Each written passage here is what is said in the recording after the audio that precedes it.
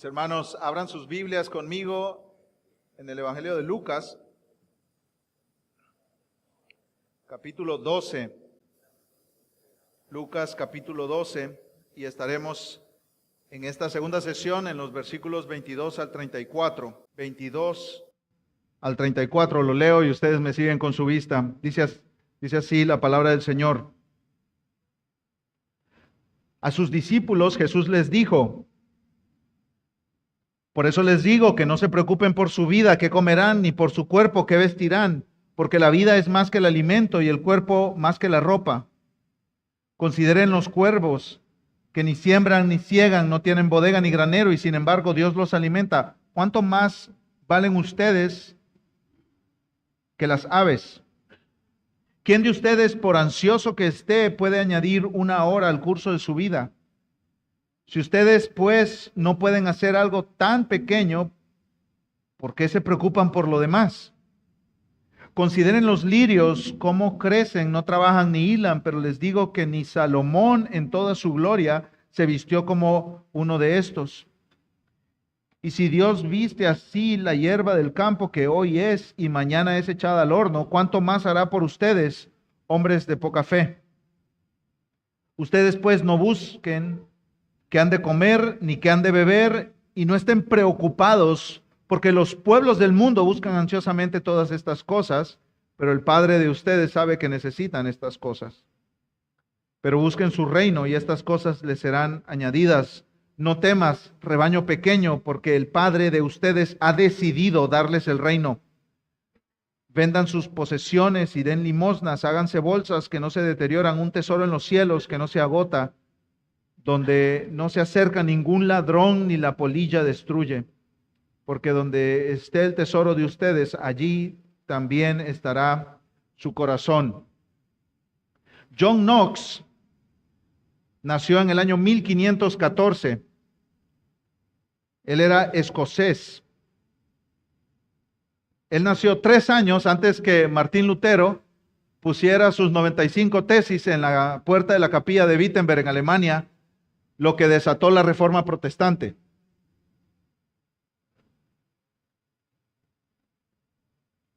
Knox nació en un país que, escuchen cómo lo describe un historiador llamado Ian Murray.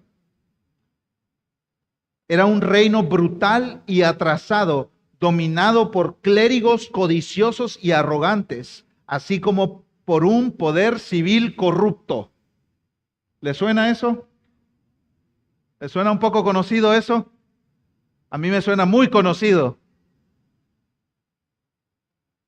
Se dice que había una moral decadente entre los gobernantes y los líderes religiosos. Abundaba la corrupción y la violencia en todas partes. ¿Qué tan mal estaba Escocia? Aquí algunos ejemplos. Uno de sus cardenales, David Beaton, era un tirano despiadado, tenía varias mujeres, 7 hijos no reconocidos, quería acabar con la reforma protestante en Escocia. Ordenó asesinar en la horca a 4 hombres por romper la cuaresma. Echaron una carne asada en la cuaresma.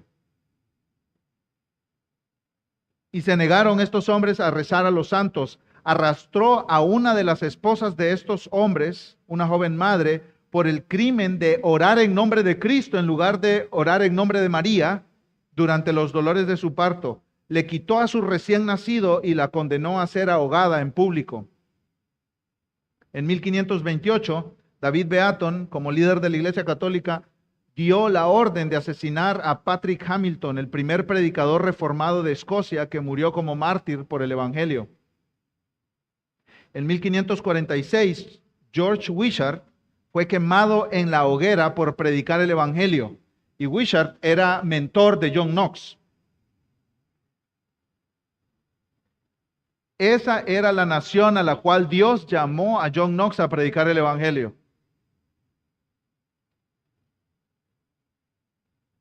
Él fue entrenado en Ginebra, donde estaba Juan Calvino, y podía quedarse ahí porque era pastor de la iglesia en inglés de esa ciudad. Podía quedarse ahí rodeados de amigos cercanos que lo amaban, gente que le apoyaba en una nación protestante. Pero en lugar de quedarse ahí en la comodidad, decidió ir a Escocia para predicar el Evangelio y avanzar el nombre de Cristo en ese contexto. Un hombre valiente, ¿cierto? Un hombre fuerte, como lo que acabamos de hablar en la primera sesión. Un hombre que se portó varonilmente, no por conveniencia, sino por convicción, por llamado de Dios. Ahora, muchos pudiéramos pensar que este hombre siempre fue valiente y nos equivocamos. Esto sería un gran error. Este hombre era un hombre muy débil. Cuando mataron a su mentor, le pidieron a él que predicara y no quiso por el temor, por el terror. Diríamos en nuestro vocabulario, le temblaron las piernas.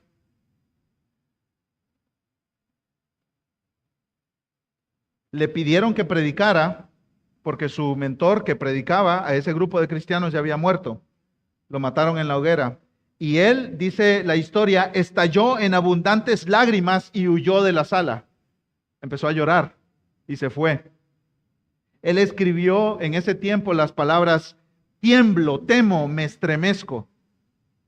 ¿Cómo ese hombre llegó a poner de rodillas a los perseguidores del Evangelio? Se dice que la reina le tenía más miedo a las oraciones de John Knox que a muchos ejércitos.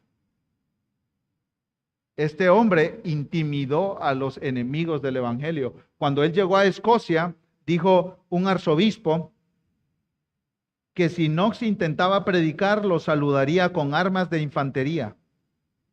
Pero aún así, John Knox fue y predicó el Evangelio, no porque era fuerte y bravo, aún en su debilidad y en su temor, él fue y obedeció al Señor. ¿Qué transformó a John Knox de un hombre que estalló en abundantes lágrimas y huyó cuando le pidieron predicar? A un hombre valiente que predicó el Evangelio aún en medio de esa sociedad tan corrupta y tan enemiga del Evangelio.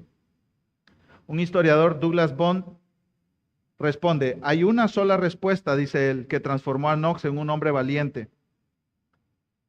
Knox, dice él, se transformó de la debilidad a la fuerza por el poder de Dios. Por el poder de Dios. Y mis amados hermanos, quizá después de escuchar el sermón anterior, de portarnos varonilmente, ir confiando en el poder de Dios, obedeciendo por convicción a la palabra de Dios, confiando en su soberanía y en su providencia,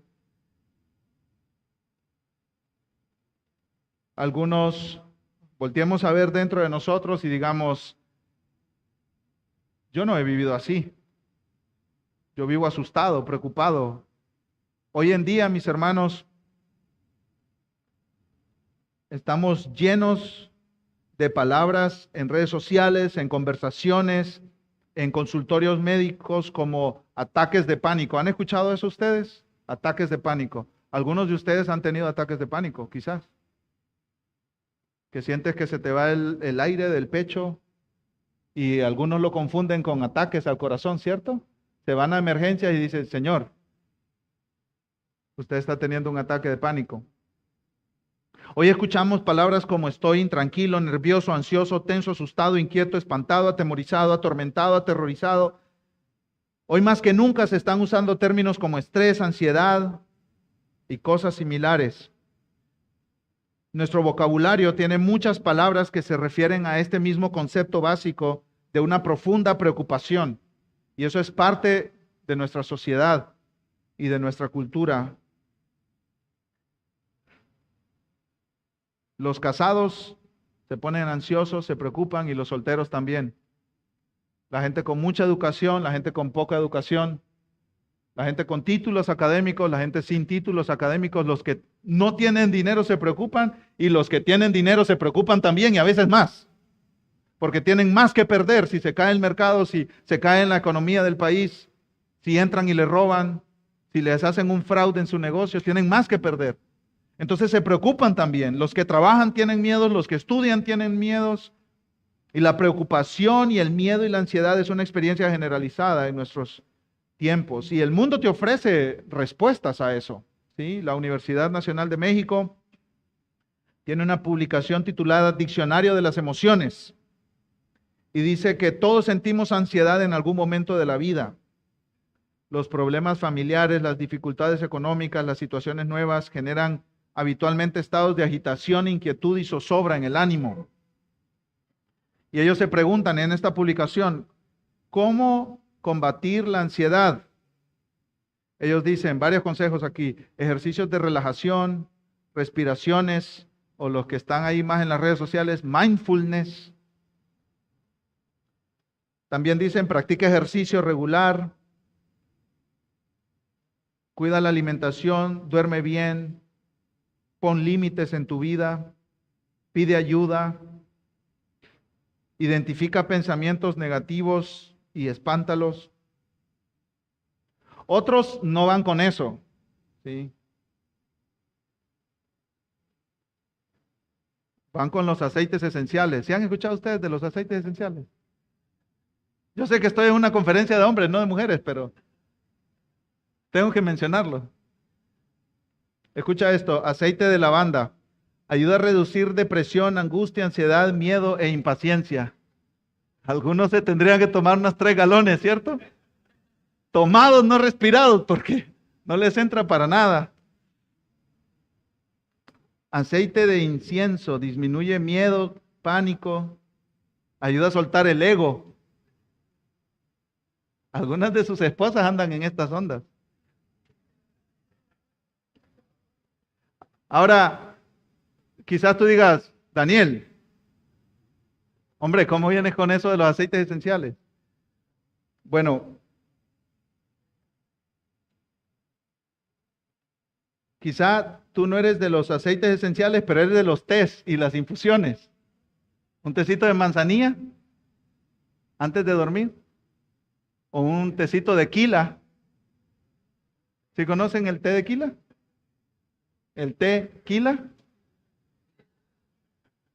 Eso es lo que me relaja a mí. Un shot y ya, y duermo en paz, y duermo tranquilo. Otros no están con alcohol, pero están con medicamentos recetados. Y los medicamentos recetados para tratar con la ansiedad se vendieron un 40% más después del COVID en México. Tú sabes que dentistas me han dicho que en el COVID atendieron más fracturas dentales como nunca habían atendido en su vida. Porque la tensión que estaban viviendo las personas hacía que se mordieran sus dientes en la noche al punto que se los fracturaban de la ansiedad.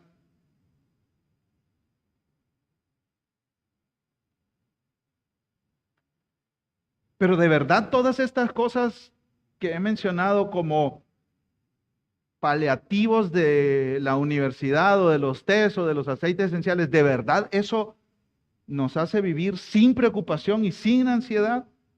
¿De verdad nos ofrece una solución permanente y definitiva? Realmente, mis hermanos, para tratar con la raíz de la preocupación necesitamos escuchar a Jesús. Necesitamos escuchar a Jesús. El mensaje anterior no es para que tú te hagas el valiente y te hagas el bravo y te hagas el fuerte, sino para que corras a Jesús, aún con tus debilidades y aún con tu preocupación, y encuentres de Él una verdadera y permanente solución para no vivir ansioso en esta vida. Este sermón se titula No se preocupen, y lo voy a separar en 3 partes. Se las digo de una vez para que se acuerden y se ganen el libro de alguna manera. Primero, descansa en el cuidado y la provisión de Dios. Descansa en el cuidado y la provisión de Dios. Segundo, confía en el sabio gobierno y la generosidad de Dios. Confía en el sabio gobierno y la generosidad de Dios. Y tercero, busca el reino de Dios, quien es tu Padre. Eso te ayudará a no vivir ansioso ni preocupado en esta vida. Jesús nos dice, yo sé algo sobre ti. Él sabe que luchamos con la ansiedad, mis hermanos. Él sabe que luchamos con la preocupación, con los temores financieros, la amenaza de perder el trabajo, cualquier cosa relacionada con el dinero. Algunos ni nos atrevemos a examinar nuestras finanzas porque no queremos ni saberlo metidos en el hoyo que estamos. Por temor, por miedo. Y vivimos en inseguridad. Ahora, yo quiero que nos imaginemos en una ladera escuchando a Jesús decir estas palabras. No se preocupen. En lugar de preocuparse, punto número uno, descansa en el cuidado y la provisión de Dios. Descansa en el cuidado y la provisión de Dios. Hermanos, hombres, Dios nos llama a dirigir nuestros hogares, nuestras esposas, nuestros hijos, a vivir como hombres que trabajan para la gloria de Dios, a ser siervos de Dios en la iglesia sin preocupaciones. Pero para eso necesitamos descansar en el cuidado y la provisión de Dios. Miren el versículo 22, a sus discípulos Jesús les dijo, ¿en qué contexto está esto, mis hermanos? Miren conmigo por favor un poco antes, en Lucas capítulo 12, versículo 13. Uno de la multitud le dijo, maestro, dile a mi hermano que divida la herencia conmigo. Había un pleito de herencia. Hermanos, las cosas no han cambiado mucho en 2000 años, ¿cierto? Pleitos de herencia. ¿Conocen esos pleitos de herencia? Claro que sí. Por supuesto. Y aquí llegó este hombre, que era común decirle a los rabinos, a los maestros antes, que le resolviera temas de conflictos por herencias. Dile a mi hermano que me dé mi parte de la herencia. Él pensaba que estaba siendo injusto su hermano al no darle la parte de la herencia que le correspondía.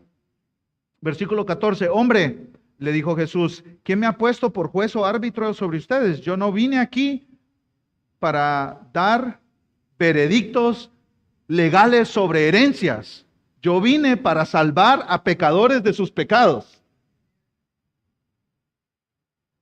Versículo 15, también les dijo, estén atentos y cuídense de toda forma de avaricia, porque aun cuando alguien tenga abundancia, su vida no consiste en sus bienes. Entonces les contó una parábola. La tierra de cierto hombre rico había producido mucho y él pensaba dentro de sí, ¿qué haré? Ya que no tengo dónde almacenar mi cosecha. Entonces dijo, esto haré, derribaré mis graneros y edificaré otros más grandes. Y allí almacenaré todo mi grano y mis bienes y diré a mi alma, alma, tienes muchos bienes depositados para muchos años. Descansa, come, bebe, diviértete. Pero Dios le dijo, necio, esta misma noche te reclaman el alma. Y ahora, ¿para quién será lo que has provisto? Así es el que acumula tesoro para sí y no es rico para con Dios. Versículo 22, a sus discípulos les dijo, miren cuál es el punto de conexión aquí. Viene este hombre y le dice, Jesús, dile a mi hermano que divida la herencia conmigo. Jesús dice, yo no vine a dar veredictos sobre herencias. Cuídense de la avaricia. Y cuenta la parábola del hombre necio que tenía mucho dinero. Y pues ya no, edad de retiro, a vivir relajado el resto de mi vida. Necio, hoy te mueres. Y lo que tanto trabajo tomaste para ganar, ¿de quién será? Y a sus discípulos dijo, es como que si Jesús se volteó de este hombre que le estaba diciendo lo de la herencia y habló, muchachos, a sus 12 discípulos, tengo algo que decirles. Estos hombres estaban siendo entrenados por Jesús para llevar el evangelio hasta el fin de la tierra, ¿cierto, mis hermanos? Pero ellos iban a tener la tentación de, en lugar de enfocarse en Dios y en su reino y en llevar el evangelio, en tratar de asegurar su vida de alguna manera. Como nosotros tenemos también el pensamiento de que yo tengo que asegurarme de tener seguridad para mí y para mi familia. ¿Te ha pasado, mi hermano? ¿Te ha pasado? ¿Tienes esos pensamientos? Yo tengo que asegurarme para mí y para mi familia. Entonces los discípulos iban a tener la tentación de, en lugar de llevar el evangelio hasta el fin del mundo, buscar asegurar su vida y su futuro, acumulando dinero. Y esa es una de las maneras que los hombres más tratamos de asegurar nuestra vida, ¿cierto? Acumulando dinero. Tengo plata, estoy tranquilo. No tengo plata, pánico. ¿Sí? Tengo un trabajo seguro, cada quincena, cada mes, me va a entrar mi dinero y listo. Esa es mi seguridad. Nosotros somos tentados a tener nuestra seguridad en el dinero.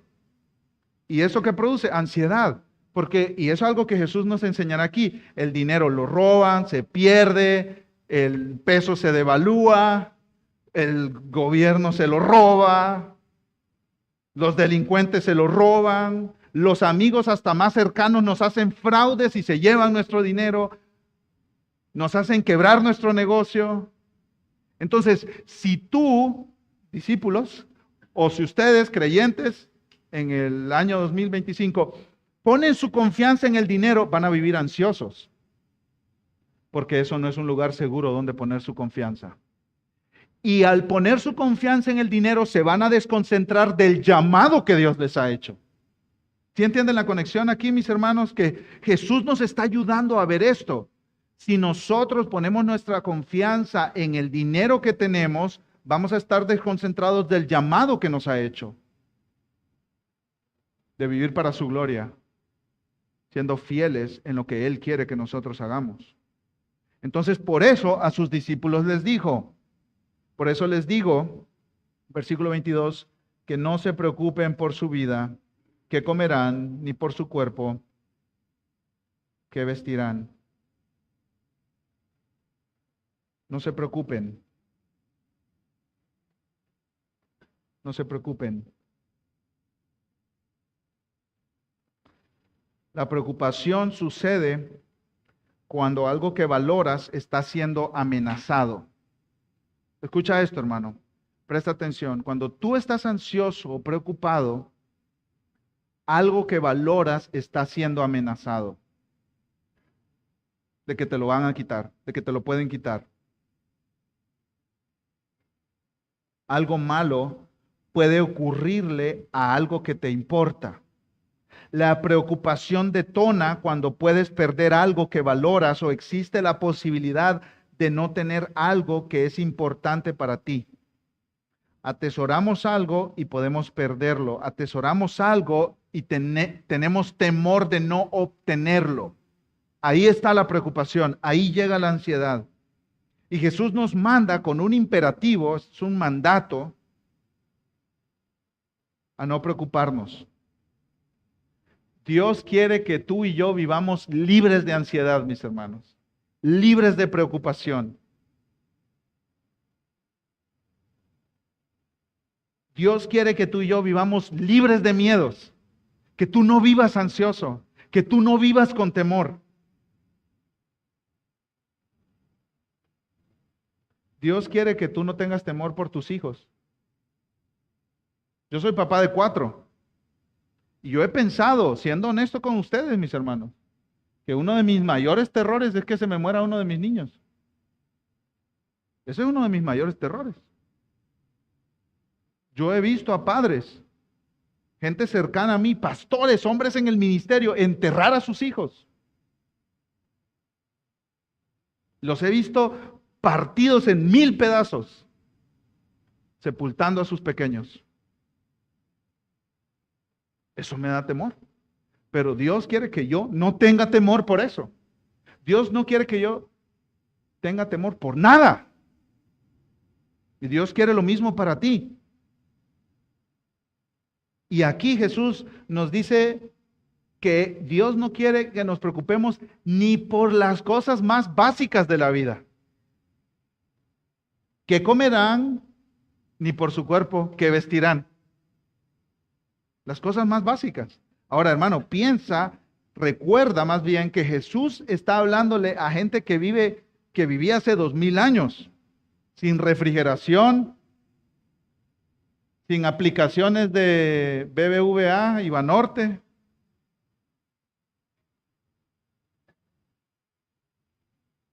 sin Amazon Prime, sin nada de lo que nosotros hoy tenemos que nos da algo de seguridad de la vida, ¿cierto? Pues si me pongo en aprietos, llamo al tío rico que tengo y me hace un depósito y listo. Imagínate a alguien en aquel tiempo diciendo, si me pongo en aprietos, le llamo al tío rico y ¿qué? Que se tarde 3 meses en enviarme la plata, pues ya me morí. Le está hablando a gente, mi hermano, que vive al día. Ellos vivían al día. Y les dice, yo no quiero que se preocupen ni por lo que van a comer mañana. Versículo 23. ¿Por qué, Jesús? Aquí está la razón. Porque la vida es más que el alimento y el cuerpo más que la ropa. Nuestra vida no se resume en lo que comemos o en lo que vestimos. En otras palabras, tú eres mucho más que tu ropa o tu comida. Fuiste creado por el único Dios verdadero y tu vida tiene valor y una dignidad especial. Tu vida no se resume en cuánto dinero tienes o qué vistes o lo que comes. Tú eres un ser humano creado a la imagen y semejanza de Dios. Y eres infinitamente valioso. Ese es el punto de Jesús. Él te está diciendo, ¿quién eres? ¿Quién eres tú? ¿Qué vales tú? ¿Vales por lo que tienes? ¿Vales tu cuenta de banco? ¿O vales infinitamente más? ¿Vales lo que comes? ¿Vales lo que vistes? ¿Vales tu negocio? ¿Qué vales tú? Tú vales y tienes dignidad porque has sido creado a la imagen de Dios. Por eso vales tú. Y para hacer muy claro su punto, nos pone un ejemplo de la naturaleza. Versículo 24. Consideren los cuervos que ni siembran, ni ciegan, no tienen bodega, ni granero, y sin embargo Dios los alimenta. ¿Cuánto más valen ustedes que las aves? Los cuervos son aves despreciables, hermano, ¿cierto? No son lindas aves. Con hermosos colores, ¿no? No hay un animal negro ahí. Y no hacen cantos lindos. Ay, me desperté en la mañana y había un cuervo en mi ventana cantándome. No, pues ¿quién dice eso? Nadie. Unos alaridos horribles que echan estos pájaros. Y en el Antiguo Testamento, peor aún, porque eran considerados animales inmundos. No se podían comer. Y estos animales no generan su propio sustento y comida sembrando y cosechando. Los cuervos no almacenan en grandes despensas su comida. ¿Cómo viven entonces? Jesús dice, ¿quién las alimenta, mis hermanos? Dios. Dios alimenta a estos pajarracos. Dios ha diseñado el proceso por el cual estas aves sobreviven. Y Él provee para todas sus necesidades durante el tiempo de su vida. Y Jesús hace una afirmación aquí. ¿Cuánto más valen ustedes que las aves? ¿Sí ven el punto, mis hermanos? Tú vales más que lo que tienes en el banco, que la comida, que la ropa. Y vales más que un pájaro. Y si Dios alimenta al pájaro, ¿por qué tú piensas que no te alimentará a ti? Esa es la pregunta de Jesús. Si Dios cuida las aves, ¿por qué tú concluyes que no te cuidará a ti? Si tú vales infinitamente más que esa ave. Jesús dice, ustedes son más valiosos, muy valiosos. Valen más de lo que llevan puesto o de lo que comen. Valen más que un cuervo. Ahora, mis hermanos, el punto aquí no es que nosotros no debemos sembrar y cosechar y guardar en graneros porque los cuervos no lo hacen, no. Nosotros sí sembramos y sí cosechamos y sí tenemos bodegas y graneros para almacenar comida. ¿Cuál es el punto entonces? El punto es que Dios alimenta a los cuervos con los medios que Él ha determinado para alimentarlos. Y Dios nos alimentará a nosotros con los medios que Él ha determinado para alimentarnos. ¿Cuál es el medio que Él ha determinado para alimentarnos, mis hermanos? Ayúdenme aquí. Alguien dijo allá la clave. ¿Cuál? Que trabajemos, hermanos, claro que sí. ¿Cómo se gana el dinero, mis hermanos? ¿Te cae del cielo? ¿O te lo manda el primo que está allá laburando en los Estados Unidos y te mantiene toda la vida? Pues no, hermanos, es trabajar. Dios nos llama a trabajar. Dios nos llama a esforzarnos. Y a través de ese proceso, Él nos provee para nuestros alimentos. ¿Sí? Entonces, ¿cuál es tu rol? Trabajar, mi hermano. De maneras creativas, disciplinadas, esforzadas, fieles. Los jóvenes a veces llegan a preguntarme, ¿qué consejo me das ahora que empiezo mi vida laboral después de la universidad? El consejo es, sé un trabajador fiel y confiable. Si tú eres así, siempre vas a tener trabajo. Si tú eres flojo, indisciplinado, llegas tarde, quedas mal, pues no vas a tener trabajo.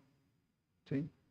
Entonces, el llamado es a respetar el medio que Dios ha puesto para proveer para nuestras necesidades. Dios alimenta a los cuervos con el medio que Él ha determinado y Dios nos alimenta a nosotros con el medio que Él ha determinado. Pero al final del día, Él es el que nos alimenta a nosotros. Entonces, no tenemos ninguna razón para estar ansiosos. No hay ninguna razón para estar ansiosos. Ninguna. El punto de Jesús es de lo menor al mayor. Si alimenta a los cuervos, ¿cómo no cuidará de nosotros? Ahora, mira aquí, mi hermano, lo que Jesús hace. Versículo 24. ¿Cuál es la primera palabra de Jesús ahí en el versículo 24? Consideren. Consideren. Detente y observa. ¿Saben lo que Dios nos llama a hacer cuando estamos preocupados? A parar, mis hermanos. A veces estamos preocupados y estamos acelerados a 1000 por hora. Y nuestros corazones están ahí corriendo, corriendo dentro de nosotros. Y Jesús dice, considera, para.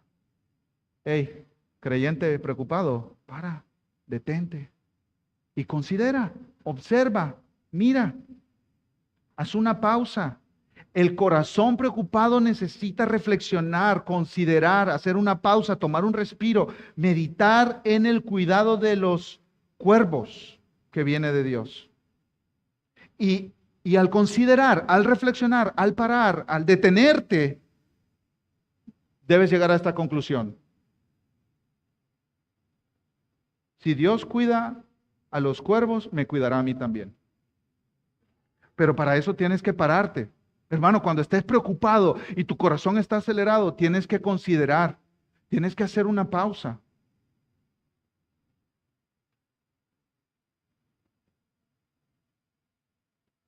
Tienes que poner tus ojos en la provisión de Dios, tanto para los cuervos como para ti. Aquí en estas tierras les gusta mucho el béisbol, ¿cierto? Les gusta mucho el béisbol. Y hace poco fui a unas cajas de bateo, jamás en mi vida había ido a unas cajas de bateo. Y había un hermano ahí, amigo mío, que me dijo, yo te voy a enseñar. No quites, me dijo él, el ojo de la pelota. Si quieres batear, tienes que seguir con tu mirada a la pelota. ¿Sí? Como me dijo, la cosa más básica que yo te puedo decir es esa. Si quieres batear una pelota. No mires el bat, mira la pelota. Y aquí es como si Jesús nos estuviera llevando a una caja de preocupación. Mira a Dios, mira cómo Él provee para los animales, mira cómo Él provee para ti. Y confía. No quites tus ojos de Dios. No quites tus ojos de Él, no quites tus ojos de la provisión. Míralo proveer para sus criaturas. Si pones tus ojos en tus necesidades y problemas, estarás ansioso, preocupado, con miedos, porque no puedes controlar cada detalle y cada área de tu vida. Eso es imposible. Pero puedes confiar en el Dios que te cuida y te provee. Eso sí. Escucha esta cita de un libro que se llama Desenredando las emociones, que habla de la emoción de la ansiedad, que por cierto se los recomiendo. Es el libro que más he recomendado en los últimos 2 años, Desenredando las emociones. Si tú quieres entender por qué Dios nos dio emociones, ese libro es ideal. Y tú quizás dices, Daniel, las emociones, eso es para mujeres. ¿Sabes que ahí habla de una emoción que es el enojo, la ira? ¿Y quiénes tienen más desafíos con la ira pecaminosa, los hombres o las mujeres? Los hombres, ¿cierto? Los hombres debemos entender por qué Dios nos hizo seres con emociones.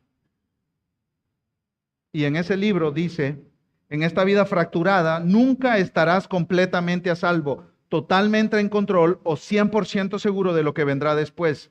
No fuiste creado para hacer eso. Por el contrario, los peligros, la dependencia y las incertidumbres son señales que nos guían no a una estrategia, sino a una persona. Aquel cuyo control totalmente confiable son nuestra única seguridad real. ¿Sabes, mi hermano, los discípulos que iban a llevar el evangelio hasta el fin de la tierra tenían la tentación de decir, no, primero me aseguro para mí y mi familia con las finanzas? Y aquí están escuchando a Jesús decir a este muchacho, dile a mi hermano que divida la herencia conmigo. Y ellos empezaron a pensar, sí, de verdad. ¿Y yo? Y yo estoy aquí siguiendo a Jesús. Y este Jesús no tiene ni dónde recostar la cabeza. ¿Y cómo yo le voy a hacer financieramente? ¿Cómo me voy a sostener? Y entonces Jesús se voltea con ellos y les dice, no se preocupen por nada. No se preocupen por nada. Y tú y yo tenemos la tentación, mi hermano, de tratar de tener seguridad en nosotros mismos y en nuestros recursos. Y Dios nos dice, no se preocupen por nada, porque ustedes no pueden controlar todas las cosas al 100% todo el tiempo. Pero ¿quién sí las controla? Dios. ¿Y quién sí provee? Dios. ¿Y quién sí cuida a sus hijos? Dios. Confíen en Él. Confíen en Él. El necio rico de la parábola acumuló porque pensó que ahí estaba su seguridad y tranquilidad, pero lo perdió todo, hasta su alma. Jesús nos dice que descansemos en el cuidado y la provisión de Dios mientras trabajamos, ahorramos, nos esforzamos, invertimos, compramos y vendemos, pero al final del día siempre confiando en Dios y en su provisión. Entonces, descansa, en primer lugar, descansa en el cuidado y la provisión de Dios. Veamos en segundo lugar, confía en el sabio gobierno y la generosidad de Dios. Confía en el sabio gobierno y la generosidad de Dios. Si tú quieres vivir libre de preocupación, confía en el sabio gobierno y la generosidad de Dios. Versículo 25. ¿Quién de ustedes, por ansioso que esté, puede añadir 1 hora al curso de su vida? Si ustedes, pues, no pueden hacer algo tan pequeño, ¿por qué se preocupan por lo demás? Hermanos, la preocupación pecaminosa no funciona porque no cambia nada. No cambia nada. ¿Quiénes de nosotros hemos pasado toda la noche dando vueltas en la cama? Vueltas y vueltas y vueltas, pensando, ¿y cómo le voy a hacer? ¿Y cómo le voy a resolver? Y ahí estamos y nos paramos y vamos y agarramos de la refri lo que encontremos y nos lo comemos y luego vamos y agarramos el celular y scrolleando ahí hasta que se nos duermen los dedos y nos levantamos al siguiente día, desvelados y con el mismo problema.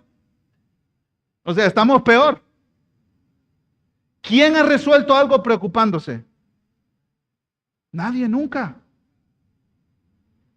Yo tengo un hermano gemelo, David se llama, vive en Guatemala. Cuando nacimos, mis padres esperaban a un hijo, no a 2.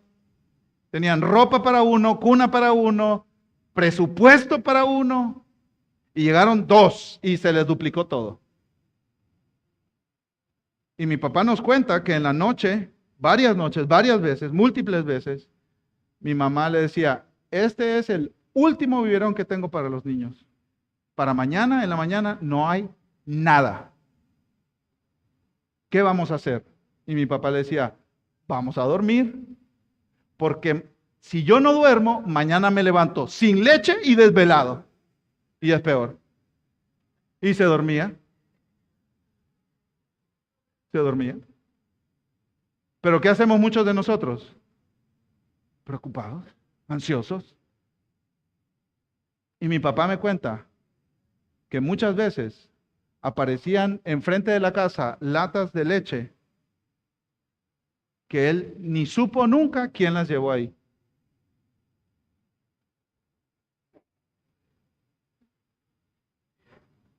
El que cuida de las aves también cuida de ustedes. No se preocupen, confíen en el sabio gobierno y la generosidad de Dios. Jesús dice, ustedes si se ponen ansiosos no pueden añadir una hora al curso de su vida. O sea, no van a ampliar su vida por preocuparse. Si están preocupados por su salud, si son de los que, no, toma esto porque esto es bueno para que no te dé cáncer. Yo conocía a una familia que eso era toda su vida. Toma esto porque esto es bueno, no te va a dar cáncer. Toma esto porque esto es bueno, porque no te va a dar cáncer. Mira, este polvito, este té, esta verdura, esta... Los dos murieron de cáncer. Los dos murieron de cáncer. Y todo el tiempo era así. Todo el tiempo era. No tomes Coca-Cola porque da cáncer.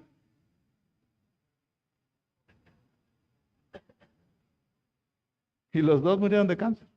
No me estoy burlando de ellos, ese no es el punto. ¿Cuál es el punto, mis hermanos? Tú puedes vivir toda tu vida preocupado por el cáncer y morir de cáncer.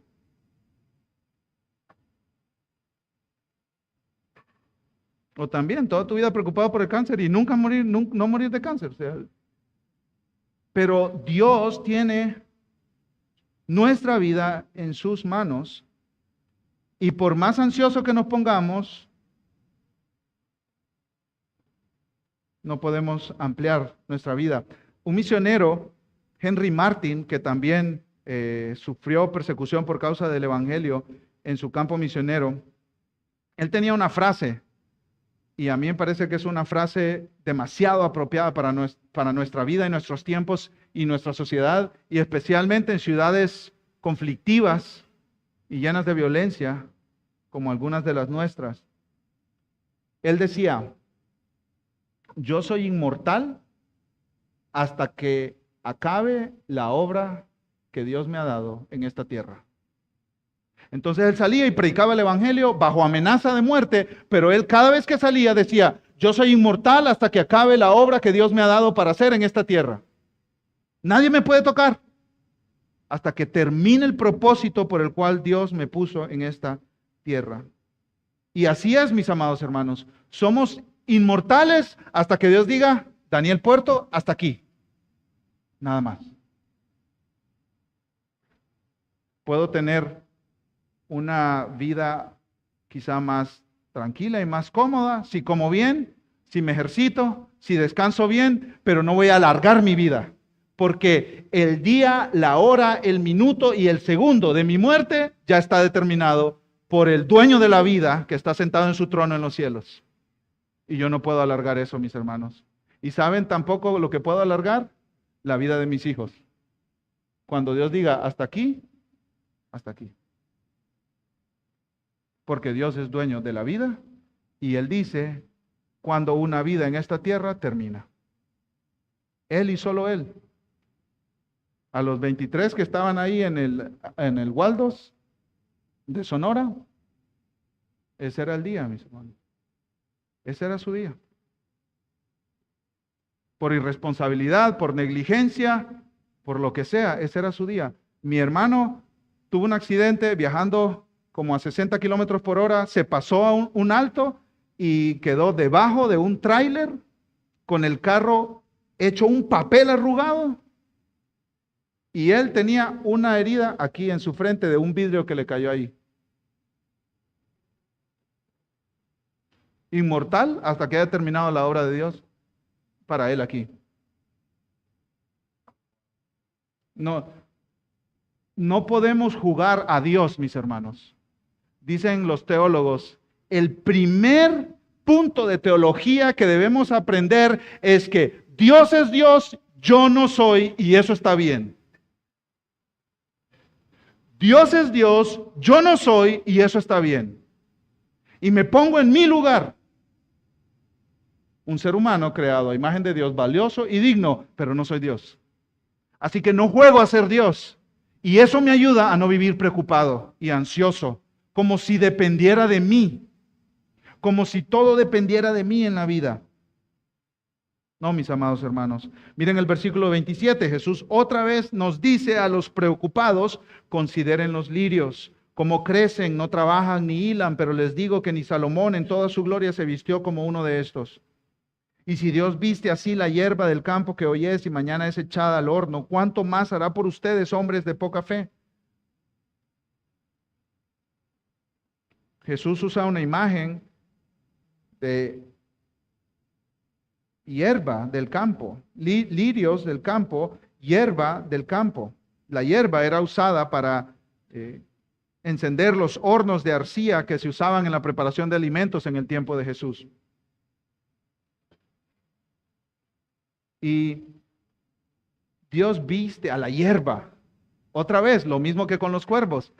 Si alimenta a los cuervos, ¿cómo no te alimentará a ti? Si viste a las flores estas del campo, a los lirios, y si viste a la hierba que sirve para ser echada a los hornos, ¿cómo no te alimentará a ti? ¿Cómo no te vestirá a ti? ¿Cómo no te cuidará a ti?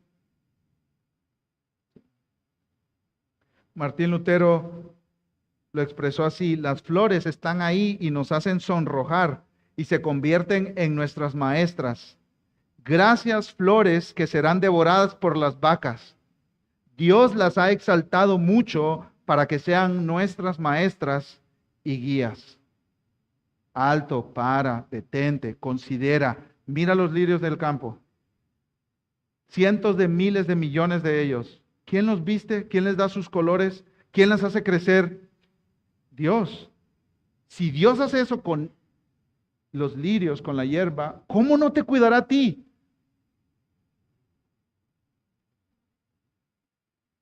¿Por qué dudas, hombre de poca fe? ¿Sabes lo que hacemos cuando estamos preocupados? Ponemos en duda el cuidado de Dios por nosotros. Como Dios no me cuida, yo me tengo que arreglármelas por mi lado. Como Dios no vela por mí, yo tengo que cuidarme a mí mismo. Como Dios no me provee a mí, yo tengo que ver cómo me las arreglo. Es fuerte lo que decimos cuando nos preocupamos, mis hermanos. Quizá no con palabras que salgan de nuestra boca, pero sí con toda nuestra manera de ver la vida. Ya que Dios no me cuida, yo tengo que cuidarme a mí mismo. Por eso Jesús dice, hombres de poca fe.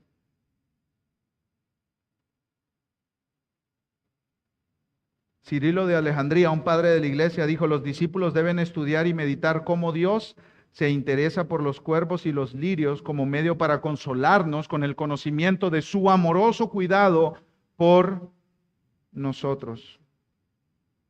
Es como si Jesús nos dijera, si ustedes de verdad supieran cómo es Dios, entenderían que no hay ninguna razón para preocuparse. Si ustedes de verdad supieran cómo es Dios, entenderían que no hay ninguna razón para preocuparse. Hermano amado, no hay razón para que nos preocupemos. No hay razón para que vivamos ansiosos. En cambio, busquemos el reino de Dios y su justicia. Eso es lo que sigue. El punto 3. Busca el reino de Dios, quien es tu Padre. Busca el reino de Dios, quien es tu Padre. Y recordemos, mis hermanos, que estas palabras Jesús se las estaba diciendo a los discípulos que iban a llevar el evangelio hasta el fin de la tierra. Y en lugar de preocuparse por asegurar su presente, debían poner su mira en Dios y su reino. Y en esa tarea de llevar el evangelio, Dios Padre les proveería para todas sus necesidades. En esa tarea de cumplir su vocación, Dios Padre les proveería para todas sus necesidades. Ya vimos entonces cómo no vivir en preocupación y ansiedad. Descansa en el cuidado y la provisión de Dios. Confía en el sabio gobierno y la generosidad de Dios. Busca el reino de Dios, quien es tu Padre. Versículo 29.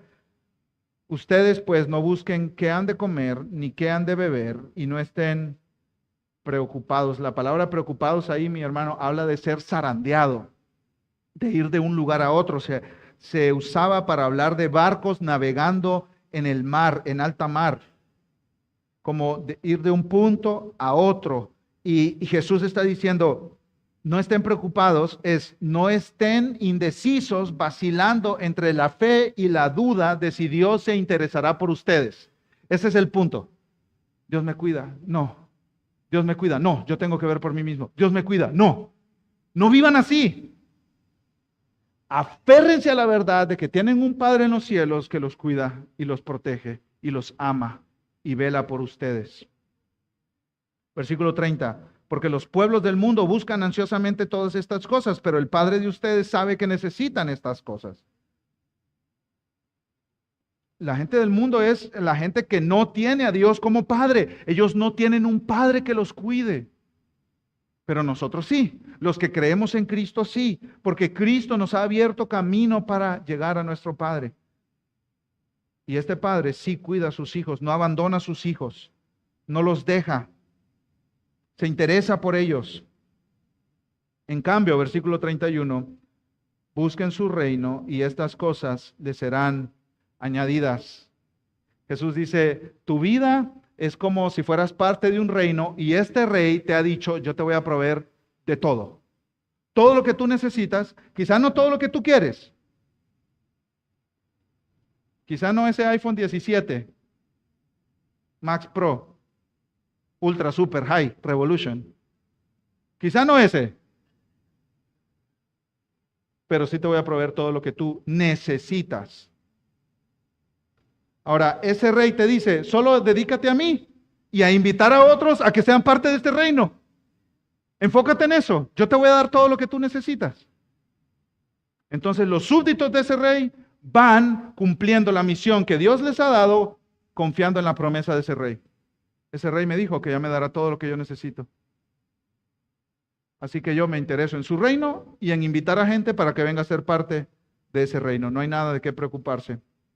Versículo 32, no temas, rebaño pequeño, porque el Padre de ustedes ha decidido darles el reino. ¿Sabes lo que hace Jesús aquí? Es magistral, es magistral.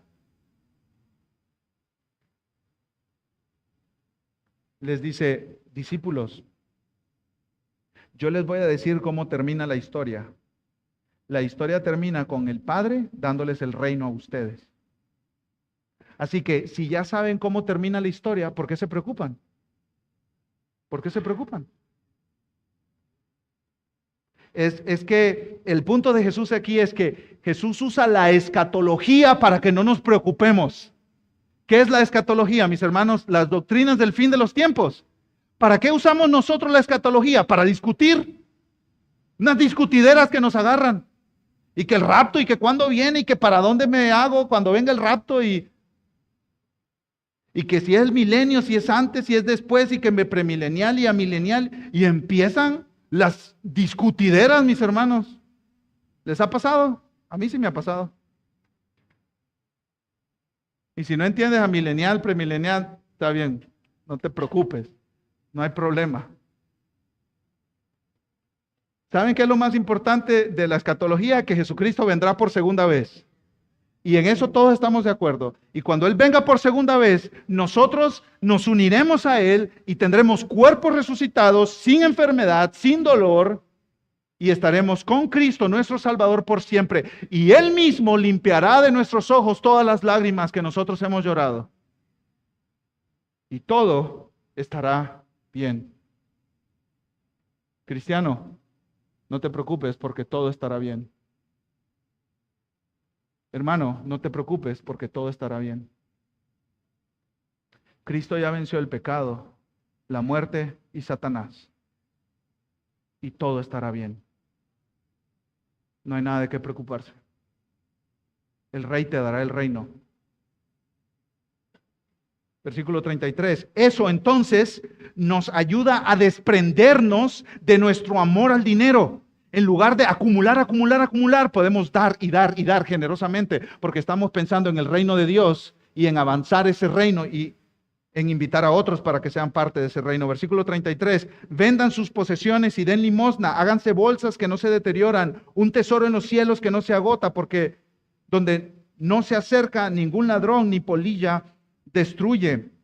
Aquí Jesús, al decir vendan sus posesiones, está usando hipérbole, porque ningún ser humano podemos vivir sin ninguna posesión. ¿Sí? El punto no es quedarnos en la calle nosotros, porque entonces no tendremos cómo cuidar a nuestra familia. Y 1 de Timoteo, Pablo dice que los que no proveen para los suyos, los de su casa, es peor que un incrédulo. O sea, tenemos que proveer para nuestra familia, y si nos quedamos sin posesiones, no tendremos para proveer para nuestra familia. Entonces, ¿qué está diciendo Jesús? Es una hipérbole, es una exageración para hacer un punto. Como no amamos el dinero y no estamos pensando, no, yo tengo que juntar más para estar seguro mi presente y mi futuro, y seguro el presente y mi futuro de mi familia, y dejarle a mis hijos. Como no estamos en esa batalladera, porque estamos con nuestros ojos en el reino, entonces podemos ser generosos. Y cuando vemos un hermano batallando, podemos compartir con él. Porque el dinero no tiene agarrado nuestro corazón, porque no es nuestra fuente de seguridad. El creyente que no es preocupado es generoso. Otra manera de decirlo, la generosidad es una manera de combatir la preocupación.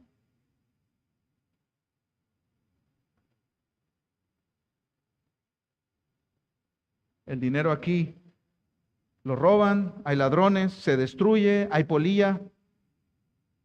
Pero si yo uso mis recursos para avanzar el reino de Dios y que otras conozcan a Dios, estoy haciendo depósitos en el banco de Dios, en lo eterno, donde eso no se puede perder jamás. Versículo 34, porque donde esté el tesoro de ustedes, allí estará su corazón.